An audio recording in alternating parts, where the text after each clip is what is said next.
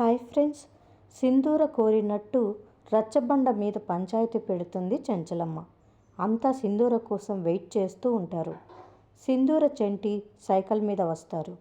సింధూర నిర్లక్ష్యంగా కంకి తినుకుంటూ రచ్చబండ దగ్గరికి వస్తుంది. సింధూరని చెంచలమ్మ కోపంగా చూస్తూ ఉంటుంది. ఇప్పుడు చెప్పండి, నన్ను రచ్చబండకి ఎందుకు పిలిచారు అని అడుగుతుంది సింధూర. చెరువు నీళ్లను కాలువ ద్వారా మళ్లించడానికి చెంచలమ్మ తన పొలాన్ని రైతులకిచ్చింది. నువ్వు కూడా నీ పొలాన్ని ఇస్తేనే అది సాధ్యపడుతుంది అని కేశవ చెప్తాడు. నేను నా పొలం ఇవ్వాలంటే చెంచలమ్మ గారు నన్ను, నా భర్తను క్షమించాలి అని సింధూర చెప్పినప్పుడు అందరూ షాక్ అవుతారు. నన్ను, నా భర్తని తనతో పాటుగా తన ఇంట్లోనే ఉండడానికి చెంచలమ్మ గారు అనుమతించాలి అని చెప్తుంది సింధూర. సింధూర మాటలకు చెంచలమ్మ కోపంగా ఉంటుంది.